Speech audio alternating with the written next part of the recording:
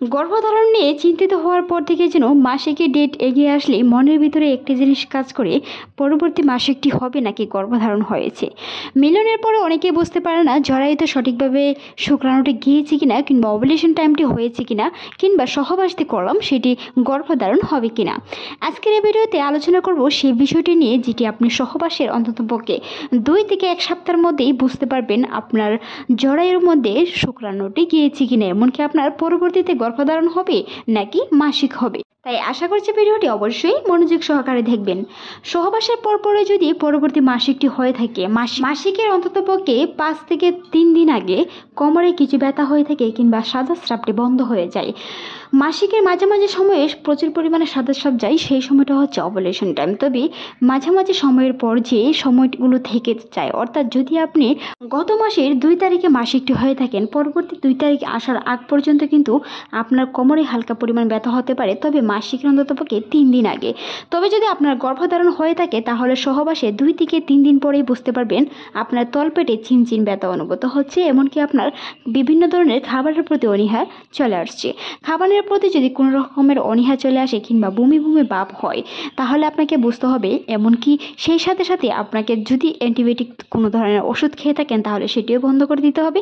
মনে রাখতে হবে সেই সময়টাতে অবশ্যই আপনার গর্ভধারণ হয়েছে, কারণ পরবর্তী মাসিকে 2 দিন আগে কোমরে ব্যথা হতে পারে, তারপর মাসিকটি হয়ে থাকে।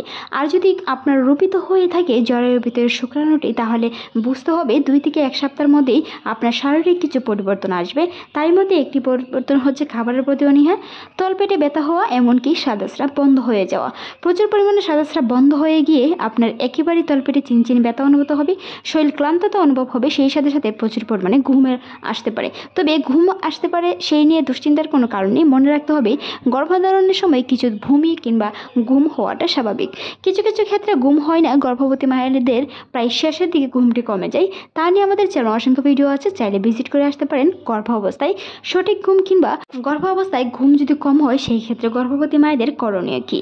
একজন পুরুষের হেলদি ও শক্তিশালী শুক্রাণু থেকে জন্ম নেয় একটি ফুটফুটে বাচ্চা, অর্থাৎ যদি আপনার ডিম্বাণুকে নিষিদ্ধ করতে পারে, তাহলে একটি সন্তান ধারণ সম্ভব। তাই মাসিকের পরবর্তী তারিখ না যাওয়া পর্যন্ত অ্যান্টিবায়োটিক ওষুধ খাওয়া যাবে না, গর্ভনিবন্ধন কোনো ধরনের ফিল খাওয়া যাবে না। এমনকি মনে রাখতে হবে সেই সময়টাতে প্রচুর পরিমাণে পুষ্টিকর খাদ্য খেতে হবে, প্রচুর পরিমাণে পানি পান করতে হবে আগামী মাসিকের ডেট না যাওয়া পর্যন্ত।